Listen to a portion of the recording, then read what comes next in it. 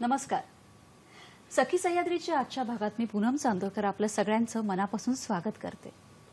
मंडळी, पेला अर्धा सरला आहे असं सुद्धा म्हणता येतं, पेला अर्धा भरला आहे असं सुद्धा म्हणता येतं. सरला आहे म्हणायचं की भरला आहे म्हणायचं, कसं जगायचं?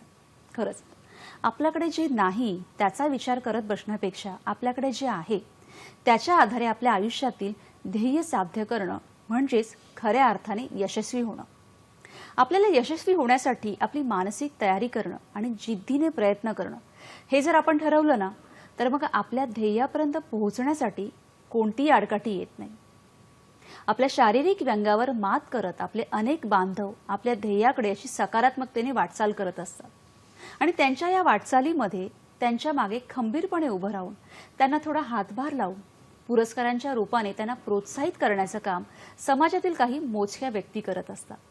मग त्यांचं हे काम कसं चालतं आणि आपल्या ध्येयाकडे पोहोचताना त्यांना सुद्धा कोणत्या अडचणींवर मात करावी लागते. त्याचप्रमाणे आज 10 डिसेंबर मानवी हक्क दिन आणि आज मानवी हक्क दिनानिमित्त त्यांचेही हक्क काय आहे या सगळ्यांविषयी आज आपण चर्चा करणार आहोत.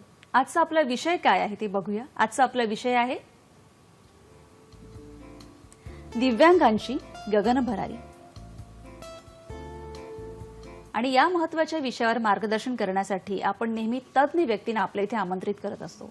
आज आपण त्याच क्षेत्रामधील 2 सन्माननीय सखींना आपल्या इथे आमंत्रित केलेले आहे. आज आपल्याबरोबर आहेत निवेदिका, सूत्रसंचालिका, लेखिका उत्तरा मोने. नमस्कार उत्तराताई. नमस्कार.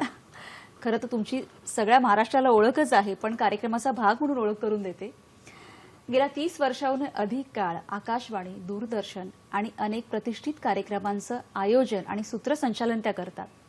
आय रिमेंबर, छंद माझा वेगळा, कृतार्थ, माझे जीवन गाणे अशी 4 पुस्तकं त्यांनी लिहिलेली आहेत.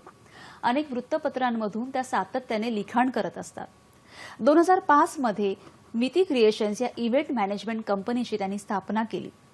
रचना संत स्कूल ऑफ म्युझिकच्या प्राचार्या तसेच दादर सांस्कृतिक मंच अध्यक्षा असा बहुआयामी व्यक्तिमत्व उत्तराताई आज आपल्याबरोबर आहेत. ताई, कार्यक्रमात तुमचं मनापासून स्वागत. धन्यवाद. तसंच आजच्या आपल्या दुसरी सखी आहेत नेत्रा पाटकर. नमस्कार नेत्राताई. नमस्कार. संस्थापक सचिव झेप पुनर्वसन केंद्र चिंचवड. बहुविकलांग मुलांसाठी गेल्या 12 वर्षापासूनही अधिक काळ त्या काम करत आहेत. त्यांच्या अडचणी सोडवून त्यांना सातत्याने पुढे जाण्यासाठी त्या प्रयत्न करतात. तसेच अनेक पुरस्कारांनी सन्मानित अशा नेत्राताई आज आपल्याबरोबर आहेत. कार्यक्रमात तुमचंही पुन्हा एकदा स्वागत. आजचा आपला जो विषय आहे दिव्यांगांची गगन भरारी या कार्यक्रमाला सुरुवात करूया आणि आपल्याबरोबर आहेत उत्तरा मोने आणि नेत्रा पाटकर. कार्यक्रमात तर प्रश्न आम्ही विचारणारच आहेत. तुम्हालाही आमच्या कार्यक्रमात सहभागी होण्यासाठी आपले दूरध्वनी क्रमांक असे आहेत 24908050 24988050.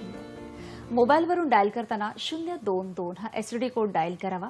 आणखी एक नम्र विनंती, प्रश्न हे आजच्या आपल्या विषयाला अनुसरून असावेत आणि प्रश्न विचारताना आपल्या दूरध्वनी संचाचा आवाज थोडा कमी ठेवावा, जेणेकरून तुमचे प्रश्न सलग आमच्यापर्यंत पोहोचतील आणि आजच्या आपल्या 2 सखींकडून, तज्ज्ञांकडून आपण जास्तीत जास्त मार्गदर्शन करून घेता येईल. चला तर आजच्या आपल्या कार्यक्रमाला सुरुवात करूया. आजचा आपला विषय आहे दिव्यांगांची गगन भरारी आणि आपल्याबरोबर आहेत उत्तरा मोने आणि नेत्रा पाटकर. उत्तराताई, नेत्राताई, कार्यक्रमात तुमचं पुन्हा एकदा स्वागत. खरंच खूप छान असा आपला विषय आहे की दिव्यांगांची गगन भरारी. जेव्हा आपण असं म्हणतो की एखादं काम करण्यासाठी जेव्हा शारीरिक व्यंगावर मात करत आपले बांधव जेव्हा पुढे जातात तेव्हा त्या अडचणी काय काय असतात आणि तुम्ही दोघींनी त्याच्यामध्ये काम केलेलं आहे, जवळून त्या अडचणी बघितलेल्या आहेत. नेत्राताई, मला तुम्हाला आधी विचारायचे की झेप संस्था ही जी आहे, तुम्ही त्यांच्या संस्थापक आहात, तर ती सुरू करण्यामागची प्रेरणा काय होती? घरात बाळ जन्माला येणं एक मोठा आनंद सोहळा असतो. माझ्या बाबतीत, आमच्या बाबतीत असं झालं की आमच्या घरी बाळ जन्माला आल्यावर डॉक्टरांना आपण जे प्रीमॅच्युअर बाळ जन्माला आलं आणि त्यामुळे डॉक्टरांनी सांगितलं की ह्या बाळाची जास्त काळजी घ्यावी लागेल आणि आपल्याला त्याच्याकडे लक्ष ठेवावं लागेल की काय त्याच्या विकासाचे टप्पे होत आहेत, नाही होत आहेत. आणि लवकरच लक्षात आलं की बाळ वेगळं आहे. सेरिबल पल्सी म्हणतात त्याला. त्या बाळाचे वाढीचे टप्पे खूपच स्लो होतात आहेत. मग मोठा प्रश्न होता की आता काय करायचं. पण त्याच्यातनंच प्रेरणा घेऊन म्हणजे असं म्हणता येईल की संकटाचं संधीत रूपांतर करून बाळ जसं जसं मोठं होत गेलं की त्याच्याबरोबर त्याला जे थेरपी देत होते, त्याला जे वेगवेगळं शिक्षण देत होते, ते त्याच्यातनं त्याला कसं पायावर उभं करता येईल, कसं त्याला समाजात मिसळायला तयार करता येईल, ह्याच्याबरोबर मीही शिकत गेले. आणि पुढे असं डिसिजन घेतला की मी स्पेशल एज्युकेशनचा कोर्स करेन आणि अशा बाळासारख्याच आणखीन मुलांना तज्ज्ञ कसं करता येईल, पायावर कसं उभं करता येईल, त्याच्यासाठी प्रयत्न करेन. आणि त्याच्यातनंच प्रेरणा घेऊन मग लक्षात आलं की पिंपरी चिंचवडमध्ये अशा प्रकारची एकही संस्था नाही आहे की तिथे सर्व प्रकारची विशेष मुलं, बऱ्याच जणांना फक्त त्यावेळी मतिमंद, आता दिव्यांग हा शब्द आहे की बौद्धिक अक्षम मुलं एवढंच माहीत असतं, पण त्याच्यात खूप वेगवेगळ्या कॅटेगरी आहेत. त्या सगळ्या कॅटेगरींना अंडर वन रूप ज्या वेगवेगळ्या थेरपी दिल्या जातात आणि सायंटिफिक मेथडने प्रशिक्षण देऊन पायावर उभं केलं जातं, तसं नाही आहे एकही संस्था. मग प्रेरणा घेतली आणि म्हटलं आता आपण सगळ्या मुलांसाठी, आपल्या बाळाबरोबर सगळ्या बाळांसाठी काम करू. अशी एक ती प्रेरणा आली आणि झेप या संस्थेचा उगम झाला असं आपण म्हणू शकतो. खरं तर तिथे कोणकोणत्या प्रकारच्या मुलांना आणि कसं प्रशिक्षण दिलं जातं हे आम्हाला जाणून घ्यायचंय. पण उत्तराताई मला तुमच्याकडे यायचंय की निसर्गाने दिलेल्या आव्हानांवर मात करत आयुष्य सकारात्मकतेने जगणाऱ्या असामान्य व्यक्तींचा गेली 5 वर्ष तुम्ही सत्कार करत आहात. पण मग ही प्रेरणा तुम्हाला कुठून आली? नक्कीच मला वाटतं आता नेत्रांनी जे उत्तर दिलं ना त्यालाच थोडंसं जोडून मी असं म्हणेन की अशी मुलं जेव्हा घरात जन्माला येतात, ते नेत्रा तू म्हणालीस तसं की घरात बाळ जन्माला येणं ही एक आनंदाची गोष्ट असते. आणि मग जेव्हा असं बाळ, वेगळं बाळ जन्माला येतं तेव्हा त्याची काळजी कशी घ्यायची हा प्रश्न सगळ्यांच्या मनात असतो. आपण ह्याला विशेष मूल म्हणतो. खरंच ते विशेष मूल असतं, कारण एक गोष्ट त्यांच्याकडे नसेल ना तर दुसरी गोष्ट देवाने त्यांना भरभरून दिलेली असते. पण सगळ्यात महत्वाची गोष्ट ह्याच्यात असते की तो म्हणजे पालकांचा स्वीकार.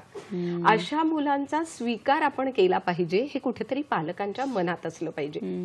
गेली 27-28 वर्ष अनेक वर्तमानपत्रात लिहित असताना, दूरदर्शनवरनं हॅलो सखी सारखा कार्यक्रम गेली अनेक वर्ष करत असताना, आकाशवाणीवरनं कार्यक्रम करत असताना अनेक अशा व्यक्तींना पाहिलं होतं. आणि आजही माझा म्हणजे गळा भरून येतो की अशा मुलांना तुम्ही कसं वाढवता, केवढं मोठं चॅलेंज आहे. आणि हे चॅलेंज स्वीकारणारे असे पालक आपल्याकडे आहेत. अशा कितीतरी संस्था आहेत की ज्या म्हणजे मुलं अशी जन्माला आली म्हणून पालकांनी संस्था निर्माण केल्या. अशा कितीतरी संस्था आहेत की ज्या मुलांना, एक स्वतःची आई त्या मुलांना वाढवत असते पण त्याच्याबरोबर इतर मुलांना सुद्धा वाढवते. काही उदाहरणं नक्की देईन. दादरला आव्हान पालक संस्था आहे, ती अशाच प्रकारची आहे. ठाण्याची जागृती पालक संस्था आहे, ती अशाच प्रकारे काम करते. रोह्याला आहे प्रेरणा मतिमंद मुलांची पालक संस्था आहे. किंवा आई डे केअर म्हणून आहे, जी पेणची संस्था आहे. अशा कितीतरी संस्था आहेत. तर मला असं वाटतं की समाजात या गोष्टी घडत असतात, फक्त आपण डोळसपणे त्याच्याकडे पाहिलं पाहिजे. बघण्याची गरज आहे. मिती क्रिएशनला जेव्हा 10 वर्ष पूर्ण झाली तेव्हा विचार केला की आपल्या संस्थेच्या वर्धापन दिनाला काहीतरी वेगळं केलं पाहिजे. मग काय वेगळं करायचं? अनेक वेळेला असं होतं की इव्हेंट कंपनीची 10 वर्ष म्हणजे कुठेतरी पार्ट्या केल्या जातात, कुठेतरी काहीतरी सेलिब्रेशन असं केलं जातं. पण मला असं वाटतं की माझं सेलिब्रेशनचं एक व्याख्या जी होती माझी ती थोडीशी वेगळी होती. माझा असा विचार झाला की वर्षातनं एक कार्यक्रम तरी आपण अशा मुलांसाठी केला पाहिजे. विशेषतः या मुलांनी जी गगनभरारी घेतलेली आहे, त्यांनी त्यांच्या आयुष्यात जे यश मिळवलेलं आहे ते, आणि अशा मुलांसाठी काम करणाऱ्या संस्था यांच्यासाठी काहीतरी केलं पाहिजे. 365 दिवस ते झेलणं आणि ते करणं ही खरंच सोपी गोष्ट नाही. पण वर्षातला एक दिवस आपण त्यांना आनंद तर देऊ शकतो. बस केवळ याच विचाराने या विषयाला सुरुवात झाली आणि गेली 5 वर्ष सलग हे चालू आहे. हे 6वं वर्ष. खरंच खूप मोठी भावना आहे. आणि जसं तर तुम्ही सांगितलं की 365 दिवस आपण सतत जेव्हा त्यांच्याबरोबर काम करणं, बघणं किंवा त्यांना वाढवणं हे पालकांच्या दृष्टीने वाटते तेवढी सोपी गोष्ट नाही. खूप आव्हानं येतात, खूप अडचणी येतात. त्या आपल्याला पुढच्या आपल्या कार्यक्रमात आपल्याला जाणून घ्यायच्याच आहेत आणि त्याच्यावर मात कशी करायची हे सुद्धा तुमच्याकडून आम्हाला जाणून घ्यायचं आहे. नेत्राताई, झेपमध्ये नक्की कुठल्या मुलांना प्रशिक्षण दिलं जातं आणि कशा पद्धतीने? झेपमध्ये आता मी म्हटलं तसं वेगवेगळ्या प्रकारची मुलं आहेत. त्याच्यात ऑटिस्टिक आहे, सेरेबल पाल्सी आहे, ऑटिझम, त्याच्याबद्दल लर्निंग डिसॅबिलिटी आहे, डाऊन सिंड्रोम आहे, मल्टिपल डिसेबल, म्हणजे हे 2-3 प्रकार एकत्र आहे. म्हणजे खूप आपल्याला शॉक बसतो असं मूल बघितल्यावर की ते ब्लाइंडही असतं, ऑटिस्टिकही असतं आणि सेरेबल पाल्सी आहे. अगदी प्रोफाऊंड मुलं म्हटलं जातं त्याला. त्याच्यानंतर आपल्याला attention deficit hyper active disorder असलेली मुलं असतात की जी 2-3 मिनटंही एका जागी बसू शकत नाही. अशी मुलं आमच्याकडे आल्यावर आईवडील इतके हतबल असतात की घरात त्यांच्या एकही काच आरसा शिल्लक नाही. आता ह्या मुलाचं कसं आम्ही काय करू, कसं हँडल करू, समाजात मिसळणं दूरच राहिलं, घरात हँडल करणं दूर असतं. अशा प्रकारच्या वेगवेगळ्या मुलांना आम्ही ट्रेनिंग देतो. विजन डिसॅबिलिटी असलेली मुलं असतात, त्यांच्या विजनवर काम करायचं असतं, बरोबरीने मल्टिपल डिसेबल पर असतात. या सगळ्याला वेगवेगळ्या थेरपी देऊन त्यांना प्रशिक्षण देऊन इंडिपेंडंट बनवायचं असतं. त्याच्यासाठी आमच्याकडे occupational therapy, physiotherapy, speech therapy, garden therapy म्हणजे ग्राउंड थेरपी, ॲक्वा थेरपी, अशा वेगवेगळ्या थेरपी आहेत. त्या थेरपीमार्फत आम्ही त्यांना बोलायला, चालायला, उभं राहायला, पळायला शिकवतो. खरं सांगायचं तर सेरिबल पाल्सी मूल जेव्हा आमच्याकडे येतं तर तेव्हा काही मुलं मान सुद्धा धरू शकत नाही. मग त्यांना मान धरण्यापासून चालण्यापर्यंत शिकवायचं असतं. ऑटिस्टिक मुलं आमच्याकडे येतं तेव्हा ऑटिस्टिक मुलांना संवाद साधता येत नाही. संवाद न साधता आल्यामुळे त्यांना बिहेवियर प्रॉब्लेम असतात, कारण आपल्या गरजाच त्यांना सांगता येत नाही. गरजा न सांगितल्यामुळे त्यांना वर्तन समस्या झालेल्या असतात आणि आईवडिलांना कळत नसतं ह्यांच्याशी कुठल्या प्रकारे संवाद साधावा. मग त्याच्यासाठी त्यांना speech therapy, behaviour therapy. Down syndrome मुलं बऱ्यापैकी कॉपरेटिव्ह असतात, बऱ्यापैकी लर्नेबल असतात. मग त्यांच्यासाठी फंक्शनल अकॅडमिक किंवा अकॅडमिक, मग त्याच्यातनं ती मुलं पुढे नॉर्मल शाळेत इंटिग्रेट करतो. ऑटिस्टिक मुलं ही त्यांना इंटेलिजंट क्वोशंट त्यांचा चांगला असतो, पण मेन ड्रॉबॅक असतो त्यांचा की संवाद साधता येत नाही. ते शिकवल्यावर त्यांना ती नॉर्मल शाळेत इंटिग्रेट करायचा आम्ही त्यांनाही प्रयत्न करतो. म्हणजे वेगवेगळ्या पद्धतीनुसार त्या मुलांना तसं तसं प्रशिक्षण दिलं दिलं जातं. जातं. अजून काय विशेष प्रशिक्षण दिलं जातं त्याविषयी आपण जाणून घेऊया. एक फोन घेऊया. अजिंक्य गोळे आपल्याशी बोलतात बदलापूरवरून. नमस्कार, बोला अजिंक्यजी. हा मॅडम. बोला, प्रश्न विचारा. हा, दिव्यांग मुलांकरिता दिव्यांग मुलांकरिता आपल्याला त्यांच्याकरिता काही संस्था आहेत का अशा? हो, हो, सगळ्याच संस्था आहेत. कशा स्वरूपाच्या? उदरनिर्वाह करण्याकरिता त्यांना काही संस्था आहेत का अशा? बरं, नक्कीच. बरं. धन्यवाद अजिंक्यजी. काही संस्थांची माहिती मला वाटतं. नेत्रताई, अशा काही संस्थांबद्दल तुम्ही काय माहिती सांगू उदरनिर्वाह शकता? करण्यासाठी त्यांना हवी आहे संस्था. पण म्हणजे मूल जर लहान असेल तर रेसिडेन्शियल अशा बऱ्याच संस्था आहेत की 12 वर्षापर्यंतच्या नंतरच्या मुलांना तिथे निवासी व्यवस्था असते आणि तिथेच त्यांना वेगवेगळ्या प्रकारचे उपजीविका किंवा स्टायपेंड मिळून ती मुलं पायावर उभं राहतील अशा प्रकारे त्यांना सांभाळलं जातं. तर अशा काही संस्था आहेत. आणि त्यांची माहिती, हा, उत्तरताई कुठे अजून? बदलापूरलाच, बदलापूरवरून बोलत होते तर बदलापूरलाच आहेत 2 संस्था. आधार आहे आणि बेरुमती मंद प्रतिष्ठान, 2 संस्था बदलापूरला काम करतात. बदलापूरमध्ये आहेत. त्या संस्थांमध्ये नक्कीच ते जाऊ शकतात. आणखीन बाकीच्यांनाही या निमित्ताने आपण काही संस्थांचं सांगू शकतो. मुरबाडला अवनीमती मंद मुलांची संस्था आहे की जिथे ती निवासी विद्यालय आहे आणि तिथे मंडळी जाऊ शकतात, तिथे काम होऊ शकतं. नाशिकला घरकुल परिवार संस्था आहे, ही फक्त मुलींसाठी आहे आणि त्याचं कामही फक्त महिला करत असतात. त्याच्यामुळे ती पूर्ण संस्था घरकुल जी आहे नाशिकची ती फक्त महिला चालवतात. म्हणजे हे सुद्धा त्याचं एक वेगळेपण आहे. किंवा अंध विद्यार्थ्यांसाठी यजुवेंद्र महाजन जळगावचे जे आहेत त्यांची संस्था आहे दीपस्तंभ.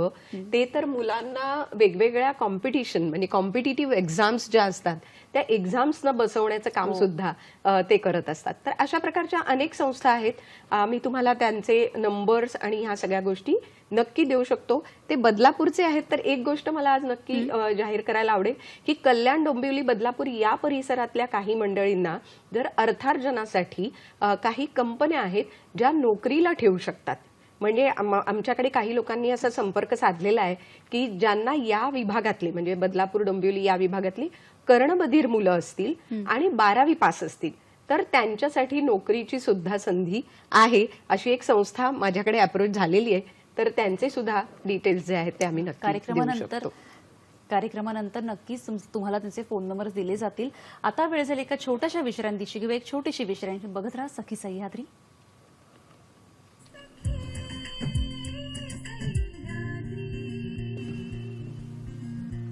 विश्रांतीनंतर सगळ्यांचं पुन्हा एकदा स्वागत. आजचा आपला विषय आहे दिव्यांगांची गगन भरारगी आणि आपल्याबरोबर आहेत नेत्रा पाटकर आणि उत्तरा मोने. खरं तर आतापर्यंत आपण कार्यक्रमात बघितलं की वेगवेगळ्या दिव्यांग व्यक्ती आणि त्यांना सांभाळण्यात येणाऱ्या अडचणी या सगळ्यांमधून मार्ग काढून ते कसे पुढे जातात ते आपण बघतच आहोत. प्रयत्न आणि चिकाटीच्या जोरावर अकोला जिल्ह्यातल्या निमवाडी भागात राहणारी आपली अशीच एक सखी आहे राखी जीवतानी. हिने आपल्या चिकाटीच्या जिद्दीच्या जोरावर आपली एक वेगळी वाट निर्माण केली. तिच्या या प्रवासाची एक ध्वनिचित्रफीत आपण बघूया.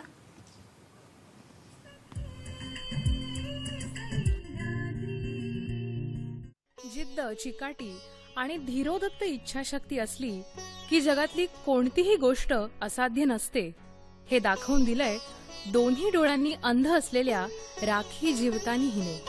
अकोला जिल्ह्यातील निमवाडी भागात राहणाऱ्या राखीचे वडील एक खासगी नोकरी करतात. राखीचा लहान भाऊ देखील अंध आहे.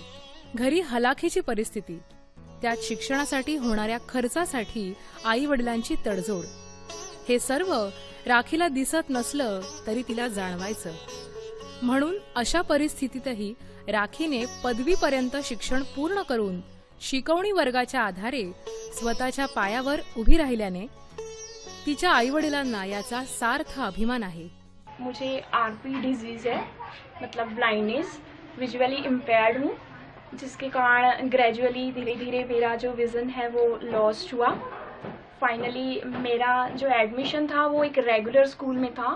पहले सनलाइट में बैठकर मैं एग्ज़ाम्स दिया करती थी और अपनी एजुकेशन किया करती थी, बट आफ्टर 4th स्टैंडर्ड मेरा पूरा विज़न लॉस्ट हो गया, जिसके कारण मुझे राइटर्स और रीडर्स पर अपनी फर्दर एजुकेशन के लिए डिपेंड रहना पड़ा. थोड़े से चैलेंजेस आए, बट अगर इंसान के अंदर जिद है तो वो कुछ भी अचीव कर सकता है. ऐसा अब जैसे ब्लाइंड है तो ट्यूशन नहीं जा सकते थे, ऐसे बहुत सारे चैलेंजेस आए, but still Maine 10th standard में 80% अचीव किए थे, स्कोर किए थे.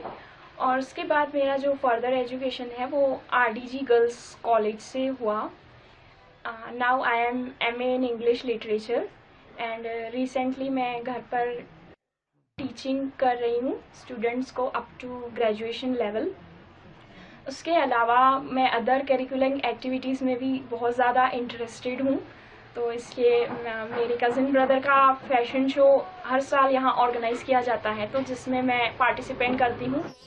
राखीची बुद्धिमत्ता पाहता तिच्यावर उपचार व्हावा असे तिच्या वडिलांना वाटते, पण परिस्थितीने हतबल असल्याने ते पुढील उपचार करू शकत नाहीत. दोन्ही डोळ्यांनी अंध राखी विना ब्लॅकबोर्ड शिकवणी वर्गात विद्यार्थ्यांना शिकवते. सुषमा फुलवानी, मैं राखी दी जीवतानी के पास पढ़ती हूँ. इंग्लिश के लिए मैंने उनसे क्लासेस ली हैं. बहुत ज़्यादा इंस्पायर किया है दी ने हमें. वो खुद मतलब डिसेबल फिजिकली, मतलब वो ब्लाइंड है, फिर भी मतलब उन्होंने हमें इतना इंस्पिरेशनली पढ़ाया है, जो कि हमें बाकी जो फिजिकली एबल होके भी जितना अच्छी तरीके से नहीं पढ़ा पाते उतना हमें मैम ने पढ़ाया है. इतर शिकवणी वर्गात जेवढे शिकवले जाते त्यापेक्षा राखीने शिकवलेलं विद्यार्थ्यांना सोपं जातं. त्यामुळेच राखीकडे विद्यार्थ्यांची संख्या वाढताना दिसतेय. आज इंग्रजी विषयाचे शिकवणी वर्ग घेऊन राखी आई वडिलांना हातभार लावतेय. हे खरंच कौतुकास्पद आहे. मैं खुद को बिल्कुल भी दिव्यांग नहीं समझती हूँ. वी आर डिफरेंटली एबल्ड, मतलब कुछ तो भी एक्स्ट्रा ऑर्डिनरी करने के गट्स गॉड ने हमारे अंदर दिए हैं, तो डिसेबल्ड नहीं डिफरेंटली एबल्ड हैं हम. आपल्या दृष्टीची कमी असतानाही नेहमी हसरा चेहरा ठेवणाऱ्या राखीचा हा जिद्दी प्रवास एखाद्या डोळसालाही लाजवेल असा आहे. मैं लेडीज को यही कहूँगी कि नथिंग इज इम्पॉसिबल. हम लोग डिफरेंटली एबल्ड हैं या नहीं हैं डजेंट मैटर. हम लोगों को मेंटली हैंडीकैप नहीं होना है. अपने चैलेंजेस को खुद ही फेस करना है with self confidence, strong determination and hard work. Nothing is impossible to achieve. जळणाऱ्याला विस्तव कळतो, बघणाऱ्याला नाही. जगणाऱ्याला जीवन कळते, पळणाऱ्याला नाही.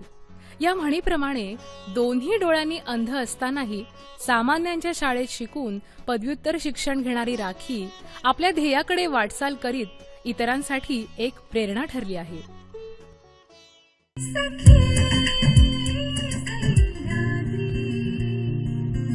राखी जीवतानी आपल्या सखीला तिच्या पुढील वाटचालीसाठी खरंच खूप खूप शुभेच्छा. उत्तराताई, नेत्राताई, खरं तर आता आपण ही एवी बघितली की जिद्द आणि चिकाटी ठेवली तर खरंच आपलं ध्येय आपण साध्य करू शकतो. अनेक अडचणी येतात पण त्यातून मार्ग काढला जातो. मला आधी नेत्राताई तुम्हाला विचारायचं आहे की तुम्ही स्वतः त्या मुलांबरोबर काम करता, तर अशी काही उदाहरणं तुम्ही आम्हाला सांगू शकता का? हो. खरं म्हणजे झेकमध्ये अगदी छोटा ग्रुप आहे, त्यांना आम्ही इंडिपेंडंट बनवण्याचा प्रयत्न करतो. पण झेकमध्ये आणखीन आम्ही एक प्रयोग केला आहे म्हणून किंवा संधी दिली आहे की जी मुलं अडल्ट झाली आहेत आणि काही बाहेर जॉब करायला आणि ज्यांना अडचण येते त्या मुलांना आम्ही असिस्टंट टीचर किंवा असिस्टंट थेरपिस्ट असं आम्ही त्यांना जॉब दिलेला आहे आणि ती मुलं करतात आहेत जॉब. आमच्याकडे एक ऑटिस्टिक मुलगा आहे, त्याला बाहेर तो 12वी पास झाला, नॉर्मल शाळेतनं 12वी पास झाला. आईने बरीच मेहनत घेतली, आईला जॉब सोडावा लागला. त्याच्यानंतर आईने त्याला पायावर उभं करण्यासाठी स्वतः काही क्लासेसना घेऊन गेली, तिथे बाहेर बसून त्याच्याकडनं करून घेऊन त्याला 12वी पास करायचे प्रयत्न केले, म्हणजे झाला तो 12वी पास. त्याच्यानंतर त्याला जॉब कुठेही त्याला मिळत नव्हता, कारण शिक्षणही अर्धवट आणि मग अशी म्हटलं तसं संवाद करायला प्रॉब्लेम होता. वारंवार हालचाली करणं, रिपिटेटेड बिहेवियर करणं ह्या सगळं असल्यामुळे त्याला कुठेही जॉब मिळत नव्हता. मग त्याला आम्ही सामावून घेतलं, कम्प्युटरचे वेगवेगळे त्याला कोर्स दिले आणि वेगवेगळे कोर्स दिल्यामुळे तो आता ड्राफ्टिंग, त्याच्या टायपिंग, शाळेचं सगळं जे काय वर्कशीट बनवणं, टाईप करणं, ते सगळं काम तो आता एकटा हँडल करतोय. तसंच एक मुलगा आहे, तो मुलगा सेरिबल पाल्सी आहे. सेरिबल पाल्सी म्हणजे नेक होल्डिंग पण नाही आहे त्याला, पण त्याच्या आईवडिलांची मेहनत आणि शाळेची मदत ह्याच्याने तो नेक होल्डिंग नसलेला मुलगा ह्यावर्षी 12वी पास झाला आहे. एक सेरिबल पाल्सीच मुलगी आहे माझ्या ओळखीन की जिला व्हीलचेअर बाउंड आहे, 7 ते 8 तिची ऑपरेशन्स झालेली आहेत.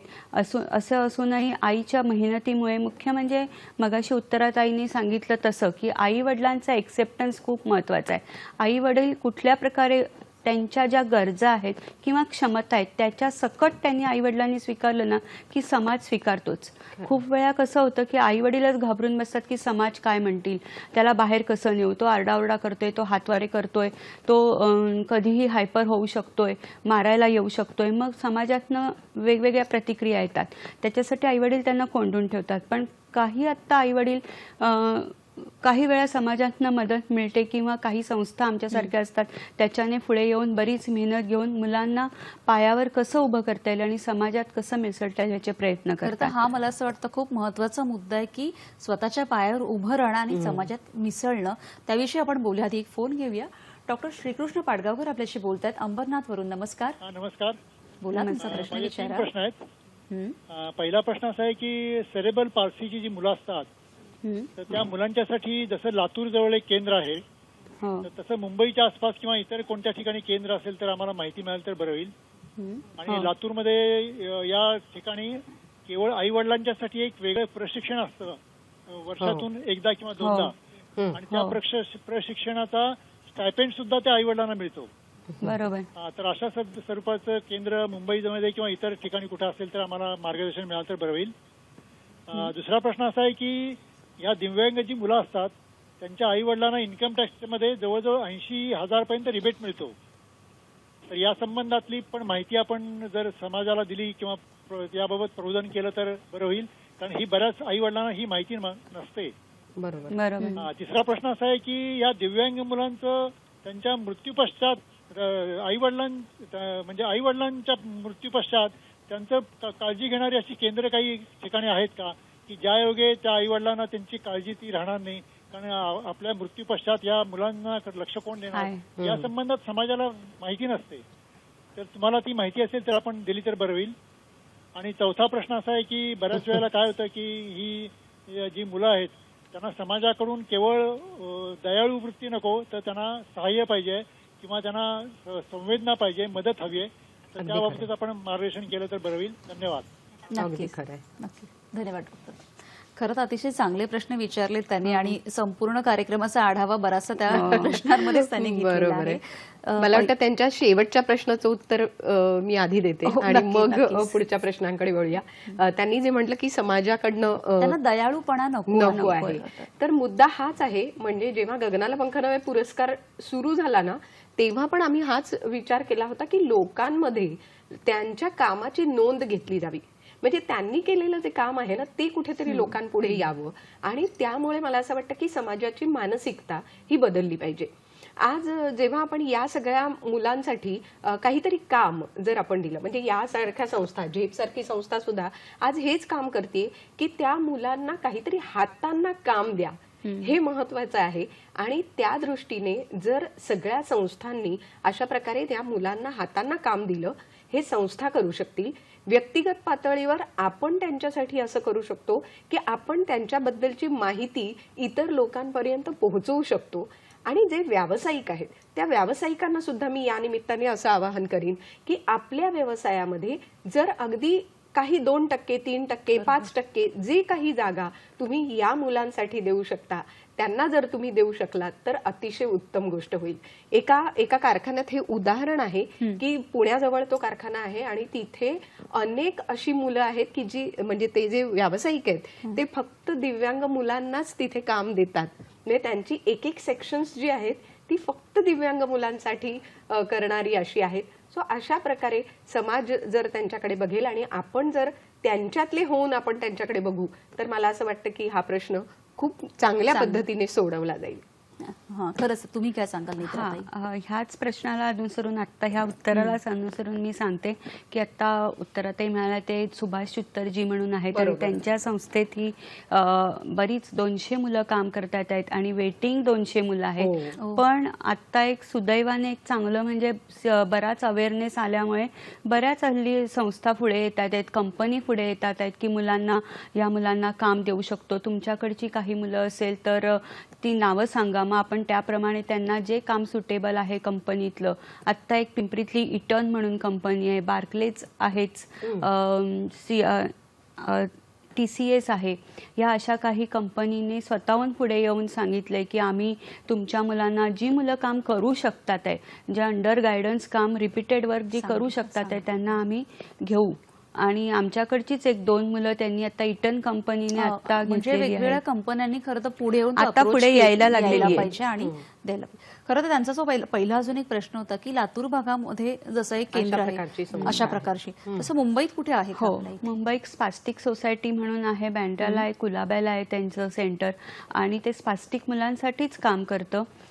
स्टायपेंड त्यांनी म्हटलं तसं आईवडिलांना स्टायपेंडही ते देतात आहेत आणि ट्रेनिंग देतात. आमच्या झेपमध्ये ही आम्ही पॅरेंट्सना ट्रेनिंग दिलं जातं आहे. लॉकडाऊन आणि कोरोना पिरियडचा फायदा म्हणजे ऑनलाईन जे आम्ही ट्रेनिंग देतोय ते आमचा मूळ उद्देश तेच आहे की पॅरेंट्सना शिकवणं. मुलं, खूप लोकांना आश्चर्य वाटतं की ऑनलाईन कसं काय स्पेशल मुलं ट्रेनिंग घेतात आहेत, पण आम्ही हा उपक्रम मार्चपासूनच सुरू केला. जेव्हा लॉकडाऊन झाला तेव्हाच आम्ही हे उपक्रम सुरू केला आणि उद्देश हाच सांगितला की पॅरेंट्सना आम्ही 1 to 1 शिकवणार आहोत. मुलं आहेच, मुलांना ट्रेनिंग द्यायचंच आहे आणि आमच्या नशिबाने आणि मुलांच्या सुदैवाने सगळी मुलं आता एवढी छान ट्रेन झालेली आहेत कारण पालक त्या सेशनला पूर्ण बरोबर बसलेले असतात. मूळ उद्देश पालकांनाच ट्रेनिंग देणं आणि पालक ते शिकतात की कशी सूचना द्यायची आहे, कसं त्यांच्याकडे आवाजाचा टोन कसा असला पाहिजे, प्रश्नाचं त्यांच्यावर अगदी सरबत्ती नाही झाली पाहिजे, हळूहळू त्यांच्याशी कसं बोललं पाहिजे. म्हणजे खूप वेळा पालकांची तक्रार असते की शाळेत मुलं सगळं ऐकतात आहेत, आमचं ऐकत नाही, हायपर होतात. कशा पद्धतीने हँडल करण्याची हे आता पालकांना कळलं. ऑनलाईनचा हा फायदा झालाय आमच्याकडे की पालकांना ट्रेनिंग मिळते. मला वाटतं या ऑनलाईनच्या मुद्द्याला जोडून अगदी एक छोटासा मुद्दा मला फक्त ऍड करायचा आहे की जी मुलं संस्थांशी कनेक्टेड होती ना, ती मुलं या लॉकडाऊनच्या काळामध्ये खूप छान पद्धतीने संस्थांनी केली. पण जी मुलं घरात होती ना, त्या पालकांना त्या मुलांना सांभाळणं हे खरंच खूप कठीण झालं. त्यामुळे या कोविड काळामध्ये पालकांची खूप मोठी जबाबदारी पालकांनी निभावलेली आहे. अगदी खरं. नेत्रादी, तुम्हालाही काही सांगायचं काय हो, मला ह्याच विषयाला सांगायचं की लॉकडाऊन पिरियड चालू झाल्यावर खूप पालकांना असं वाटलं की हे शाळेचे काहीतरी पैसे काढण्याचे धंदे दिसतात आहेत.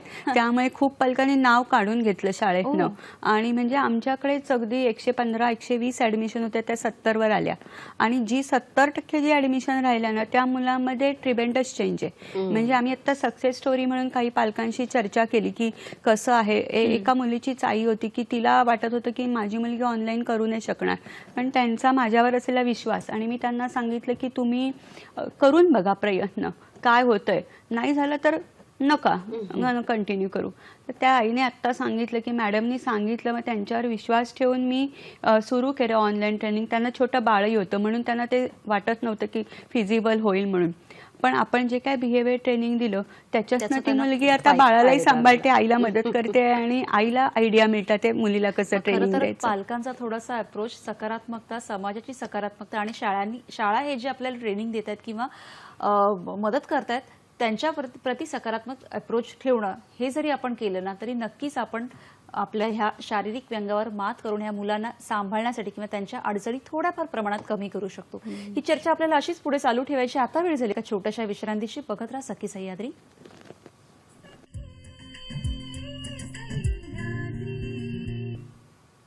विश्रांतीनंतर सगळ्यांचं पुन्हा एकदा स्वागत. दिव्यांगांची गगनभरारी आणि खरंच जिद्द आणि चिकाटी मेहनत ठेवली की ती किती मोठी गगनभरारी घेऊ शकतात हे आत्ता आपल्या ह्या दोन सखींकडून आपण बघत आहोत, त्यांची उदाहरणं ऐकत आहोत.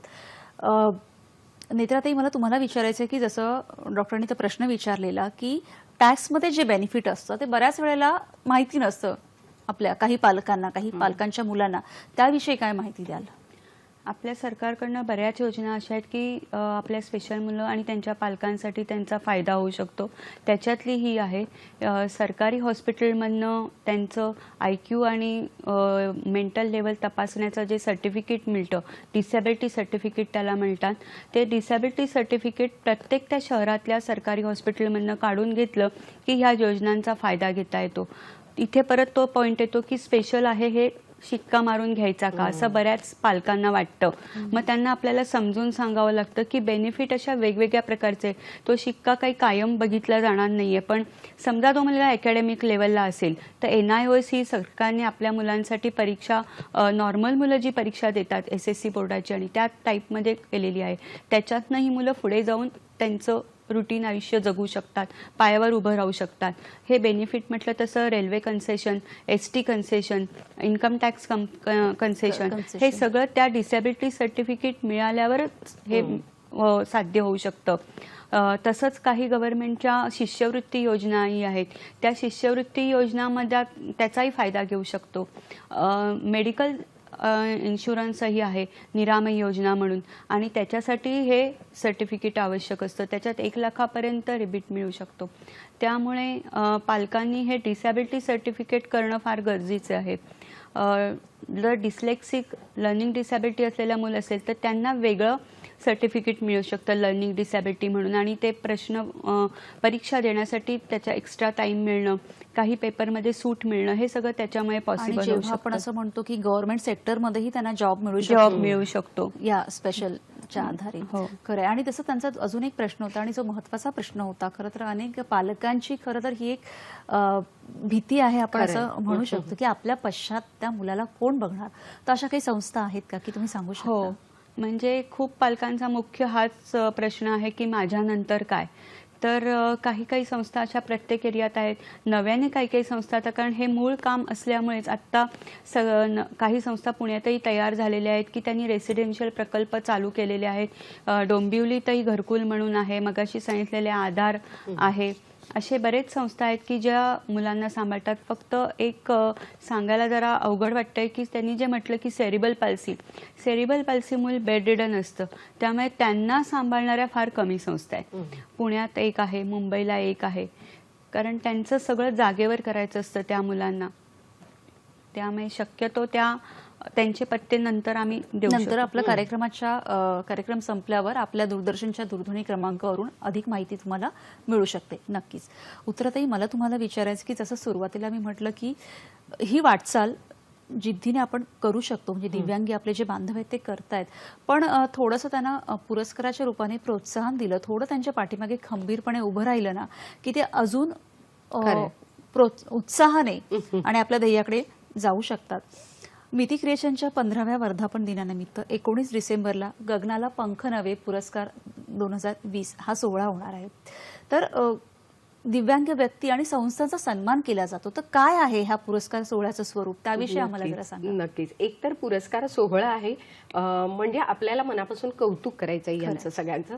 तिथे कुठेही ना सिंपथी नाही आहे की अरे बापरे, अरे रे असे शब्दच आम्ही खरं तर उच्चारत नाही आणि आम्हाला ते अपेक्षितही नाही. आम्हाला फक्त अरे वा म्हणायचंय, कारण केलेल्या प्रत्येक व्यक्तीचं जे प्रत्येकाचं काम आहे त्या कामाची पावती त्यांना द्यायची आणि त्यासाठी त्यांची पाठ ठोकटायची. अशा अनेक व्यक्ती आहेत की ज्या व्यक्ती आपल्या क्षेत्रात राहून खूप काही करतायत.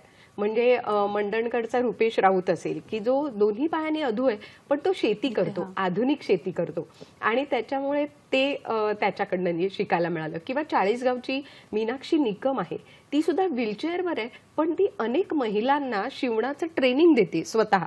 अनेक बचत गट तिने तयार केलेले आहे.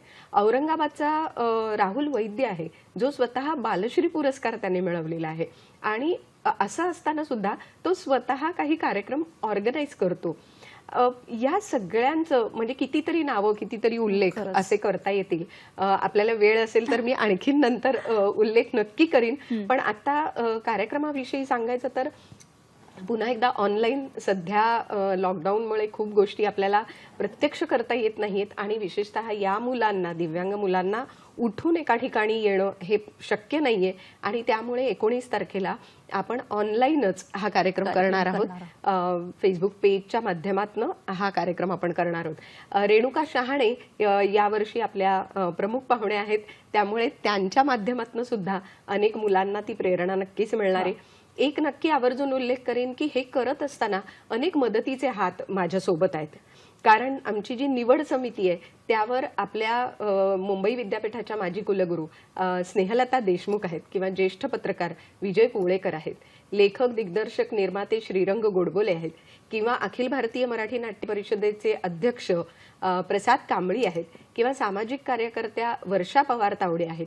ही सगळी मंडळी आमच्या सोबत आहेत. आणि आणखी एक नाव आवर्जून घेईन, पहिल्या निवडणूक आयुक्त नीला सत्यनारायण या देखील आमच्या कमिटीवर होत्या गेल्या वर्षीपर्यंत, पण यावर्षी कोविडच्या काळामध्ये त्या आपल्यात नाही येत आता, तर त्यांच्या नावाने आम्हाला एक पुरस्कार द्यायचा आहे. म्हणजे यावर्षी हा पुरस्कार नव्याने खरं तर जाहीर करते आणि मला आपल्या सह्याद्री वाहिनीवरनं हे जाहीर करायला नक्की आवडेल की अशी कोणी व्यक्ती असेल की ज्यांनी कोविड काळामध्ये या दिव्यांग व्यक्तींसाठी काम केलंय किंवा दिव्यांग मुलांसाठी काम केलंय, तर अशा व्यक्तीला, अशा स्त्रीला विशेषतः नीला सत्यनारायण यांच्या नावाने आम्ही यावर्षी हा पुरस्कार देणार आहोत. त्यामुळे अशी सुद्धा काही मंडळी असतील तर त्यांनी नक्की संपर्क साधावा, त्यांना प्रोत्साहन द्यावं आणि समाजाचा एक वर्ग आहे जो आपल्यातलाच आहे, त्याला फक्त बरोबर घेऊन आपल्याला पुढे चालायचंय एवढं आपण लक्षात ठेवायला पाहिजे. खरंच खूप म्हणजे कौतुकाची गोष्ट आहे. आणि आता तुम्ही खरंच खूप छान सांगितलं की समाजाचा एक वर्ग आहे जो आपल्यापेक्षा वेगळा नाहीये, त्याला आपल्या बरोबरीने घेऊन मुख्य प्रवाहामध्ये चालायचंय. मला नेत्राताई तुम्हाला आणि ताई तुम्हालाही विचारायचं, नेत्राताई तुमच्याकडे यायचंय की जेव्हा असं आपण म्हणतो की मुख्य प्रवाहात घेऊन चालायचंय, तर त्यावेळेला कशा पद्धतीने त्यांना आपल्या प्रवाहात सामील करून घेता येईल. त्याआधी आपला एक फोन आहे, तेवढा आपण घेऊया आणि ही चर्चा अशीच पुढे चालू ठेवूया. घेऊयात एक फोन. नमस्कार, बोला बोला प्रवीणजी.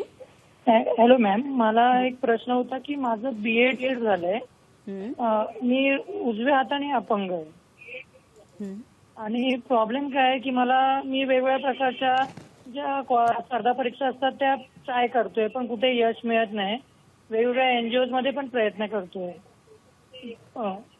तर मला मार्गदर्शन मिळेल का? कारण मी सध्या ऍक्सिस बँक मध्ये काम करत होतो, पण हाताचा प्रॉब्लेम असल्यामुळे त्यांना स्पीडचा प्रॉब्लेम होता, त्यामुळे त्यांनी मला काढून टाकले. ओके ओके, नक्कीच. धन्यवाद प्रवीणजी. नेत्राताई काय सांगू शकाल, कुठे काही अशी संस्था किंवा काय त्यांना व्यक्तिगत मदत करू शकेल का? काही आत्ता जे कंपन्यांनी सांगितलं त्यांनाच अप्रोच करावा लागेल किंवा काही शासकीयही जागा असतात त्याच्यासाठीही बरेच संस्था काम करतात की त्या शासकीय जागा मिळवून देण्यासाठी. मध्ये एक मुंबईतच वर्कशॉप झालं होतं की वोकेशनल ट्रेनिंग देऊन कसं अशा लोकांना रिहॅब करता येईल. तर त्यांना संपर्क केला तर होऊ शकेल. नक्कीच. आणि आपल्या हा कार्यक्रमानंतर दूरदर्शनच्या वाहिनीवर त्यांचे नंबर्सही तुम्ही घेऊ शकता आणि अधिक माहिती मिळवू शकता याबद्दल. मगाशी जसा आपला मुद्दा होता की जसं उत्तराताईंनी सांगितलं की समाजाचा वेगळा घटक नाही तर आपल्याबरोबर मुख्य प्रवाहामध्ये त्यांना घेऊन यायचं. हे मुख्य प्रवाहामध्ये घेऊन येताना पण काय अडचणी किंवा कशा पद्धतीने घेऊन येतील काय सांगाल तुम्ही नेत्रताई? मग आत्ता म्हटलं तसं ते मूल लहान असतानाच ते वेगळं आहे असं न समजता त्याच्या क्षमता आणि गरजा ओळखून त्याला पायावर उभं करायचंय आणि त्याच्यासाठी लागणाऱ्या संस्था किंवा वेगवेगळ्या ज्या थेरपी आहेत त्याच्यावर विश्वास ठेवून डॉक्टर आणि जे थेरपिस्ट असतील आम्ही पालकांना नेहमी तेच सांगत असतो की ते कंटिन्युअसली त्याचा फॉलोअप घेऊन त्याच्यात ब्रेक न घेता मुलाला शेवटपर्यंत न्यायचे की त्या मुलाची आवड आणि आपले फोर्स त्याच्यावर करायचे नाहीत की तो अकॅडमिकच केलं पाहिजे त्यांनी किंवा त्याला SSC झाला पाहिजे त्याला ग्रॅज्युएशन झालं पाहिजे असं फोर्स न करता त्याच्यातली आवड ओळखून त्याच्यात त्याला पुढे आणायचे. आणि समाजाने स्वीकारायचे म्हणजे समाजाने असं नाही म्हणायचं की आपले काय सोकॉल्ड नॉर्म असतात समाजातले की असाच वागला पाहिजे आरडाओरडा नाही केला पाहिजे लोकांमध्ये मिसळला पाहिजे. पण असं जर स्पेशल मूल आपल्या आजूबाजूला असेल तर समाजाने त्याच्या आईवडिलांना कशी मदत करता येईल की फक्त त्या मुलाला असं नाही मुख्य त्या आईवडिलांना आधार आणि प्रेम दिला पाहिजे. ह्या मुलांनाही प्रेम हवं असतं. आईवडिलांना प्रेम आणि आधार दिला की आईवडील न बिचकता त्यांना पुढे आणतील आणि नॉर्मल रुटीनमध्ये सामावून घेतील. उत्तरदायी काय सांगाल? नक्कीच. मला असं वाटतं की कशा पद्धतीची भूमिका असली पाहिजे. खरंय खरंय. मला असं वाटतं की जसं नेत्रांनी सांगितलं की वेगवेगळ्या कंपन्या आज मी माझ्या आजूबाजूला असलेल्या अनेक कंपन्यांनी असं सुद्धा केलेलं आहे की त्यांना समजा काही छोटं पॅकेजिंग करायचंय म्हणजे एखादं ट्रॅव्हल हाऊस आहे अगदी साधं उदाहरण देते की एखादं ट्रॅव्हल हाऊस आहे तर त्या ट्रॅव्हल हाऊसला जेव्हा मंडळी टूरवर निघतात तेव्हा त्यांना छोट्या छोट्या पुड्या बांधून दिल्या जातात म्हणजे त्यांना नाश्ता दिला जातो काही दिवसांचा. हा नाश्ता बांधायचं काम किंवा त्यांच्याचकडे अगदी साधी गोष्ट आहे की वेलची आणि आपली लवंग याचं एक पॅकेजिंग करायचं असं म्हणजे छोट्याशा पिशवीमध्ये 4 वेलची 4 लवंगा अशा घालायच्या आहेत. हे सोपं काम आहे पण हे काम करण्यासाठी जर या मुलांना आपण प्रोत्साहित केलं किंवा अशा प्रकारच्या संस्थांना आपण हे काम दिलं अगदी भाज्या चिरणं सोपी गोष्ट छोटी छोटी गोष्ट अर्थात पुन्हा भाज्या चिरणं ह्याच्यामध्ये चाकू सुऱ्या ह्याचा संबंध असतो पण काही संस्थांनी म्हणजे पालक संस्था विशेषतः ज्या आहेत त्या आपल्या देखरेखीखाली मुलांना हे करून देऊ शकतात. आणि माझ्या समोर अशी अनेक उदाहरणं आहेत की ज्या संस्थांची मुलं कांदा चिरून देतात लसूण सोलून देतात. तर इतकं छोटं छोटं काम सुद्धा आपण या मुलांकडनं करून घेऊ शकतो. हे करणं गरजेचं आहे. एक ना छोटीशी गोष्ट या निमित्ताने सांगावीशी वाटते. काय करू शकतो आपण तर एक ना धावण्याची स्पर्धा होती आणि या धावण्याच्या स्पर्धेमध्ये सगळी मुलं धावत होती. सगळी मुलं धावत असताना एक मुलगा मात्र आपले जे त्यांच्या हातात क्लेचर्स असतात त्याच्या मदतीने तो धावत होता. हे सगळं धावत असताना असं वाटत होतं की अरे या मुलांच्या पुढे हा मुलगा कसा बरं धावू शकेल काय होऊ शकेल. पण त्या मुलाचे पालक त्याला तितकेच चिअरअप करत होते. मुलांमध्ये सुद्धा एक वेगळं स्फुरण चढलं होतं. अगदी शेवटचा टप्पा धावण्याच्या शर्यतीचा चालू होता आणि शेवटच्या टप्प्यावर तो मुलगा पडला. झालं काय दुसऱ्या मुलाने त्याला पटकन उचलून घेतलं आणि तो धावत धावत धावत पुढे गेला आणि तो पहिला आला.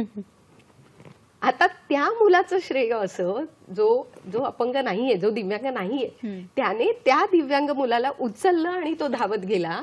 त्याने त्याची सहवेदना समजून घेतली. हा विषय महत्वाचा आहे. त्यामुळे केवळ आपणच यश मिळवायचं का आपणच पुढे गेलो तर आपण पहिले येणार आहोत का. त्या मुलाने या मुलाला पहिलं आणलं हे किती मोठं किती श्रेय आहे. मोठी गोष्ट आहे. आपण जेव्हा म्हणतो की एखाद्याची वेदना नाही ते संवेदना समजून समजून घेणं. घेणं हे खूप महत्वाचं आहे. आणि मला असं वाटतं की ह्या छोट्या छोट्या गोष्टी असतात की ज्यांना आपण समाजापेक्षा वेगळे किंवा अरे रे हे न सहानुभूती न दाखवता आपल्या बरोबरीने थोडेसे वेगळे आहेत हे आपण मान्य करतो. अगदीच. दिव्यांग आहेत त्यांना थोडीशी वेगळ्या उपचारांची किंवा ट्रेनिंगची गरज असते, पण तरीही आपल्यापेक्षा 100 पट क्षमता त्यांच्यात जास्त आहे. हे अनेक उदाहरणांवरून आता आपण बघितलं. आज खरं तर 10 डिसेंबर मानवी हक्क दिन सुद्धा आहे. तर मला नेत्रताई तुम्हाला आणि ताई तुम्हालाही विचारायचे की दिव्यांगांचे असे काही हक्क आणि आहेत तर ते म्हणजे काय आहेत त्याच्याविषयी आपण काही सांगू शकता का? बोला. दिव्यांगांना मुख्य म्हणजे ज्या मगाशी म्हटलं तसं मूलभूत गरजा, त्यांच्या ज्या मूलभूत गरजा आहेत त्याच पुरवल्या गेल्या पाहिजेत, त्या पूर्ण करता आल्या पाहिजे. त्यांना इझिली सगळीकडे संचार करण्यासाठी सगळे रॅम्प आणि हे झाले पाहिजेत. काही ठिकाणी आपण असं करू शकतो का हे बघायला पाहिजे की आत्तासारखी पेंडेमिक काही लॉकडाऊनची सिच्युएशन आली तर काही सोसायट्यांमधून वगैरे असं सहज स्वीकारून त्या मुलांना आधार देता येईल, पालकांना आधार देता येईल. कारण काही वेळा असे प्रसंग आता लॉकडाऊनमध्ये घडले की आई वडील कोविड योद्धा आहेत आणि येत नाही आहेत 2-2 महिने घरी आणि ती मुलं मग हायपर झाल्यावर सोसायट्यांनी ऑब्जेक्शन घेतली. तर सोसायटीमधून अशा कमिटी स्थापन झाल्या पाहिजे सेन्सिटिव्ह लोकांच्या की असं मूल आपल्या आजूबाजूला आहे तर त्यांना काही मदत करता येईल का. बाकी मी म्हटलं की बगीचा आणि ह्या ठिकाणी काही अशा सुविधा झाल्या पाहिजे की ह्या मुलांना पण खेळता येईल, सामावून घेता येईल. समाजाने त्यांना स्वीकारलं पाहिजे. मुलं स्वीकारतात पण आई वडिलांनाच प्रॉब्लेम असतो की जाऊ नका ह्या मुलांबरोबर, त्यांचं काहीतरी आजार आहे असं वागवलं जातं. खरी ही अवस्था आहे. ह्याच्या आपण असं म्हणू शकतो की ही मानसिकता कुठे ना कुठेतरी बदलली पाहिजे आणि त्याची सुरुवात झालेली आहे, पण अजूनही तो ऍक्सेप्टन्स आपण जो म्हणतो त्याची तो करणं ही महत्वाची गोष्ट आहे. आपली चर्चा अशीच पुढे चालू ठेवायची. आता वेळ झाली एक छोट्याशा विश्रांतीची.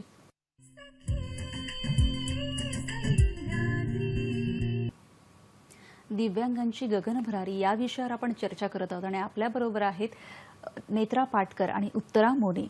उत्तराताई, खरं तर आता आपण बघितलं नेत्राताईंनीही सांगितलं त्यांचे हक्क. तुम्ही काय सांगाल, कारण तुम्ही सुद्धा जवळून त्या संस्थांबरोबर व्यक्तींबरोबर कामं केलेली आहेत, काय सांगाल? नक्की. पर्सन्स विथ डिसॅबिलिटी हा जो कायदा आहे तो मला असं वाटतं की सगळ्यांनी लक्षात घ्यावा, विशेषतः पालकांनी. कारण मुलांना स्वातंत्र्य आहेच ना. आपल्याला जसं बोलण्याचं स्वातंत्र्य आहे, आपल्याला जसं जगण्याचं स्वातंत्र्य आहे, आपल्याला जे हवं ते करायचं आपल्याला जर स्वातंत्र्य आहे तर या मुलांचे अधिकार सुद्धा तितके आहेतच. त्यामुळे जसं आपण म्हणतोय की मानवाधिकार हा सगळ्यांना लागू आहे. मग दिव्यांग व्यक्ती असो किंवा आपण असो, या सगळ्यांसाठी हा अधिकार असला पाहिजे.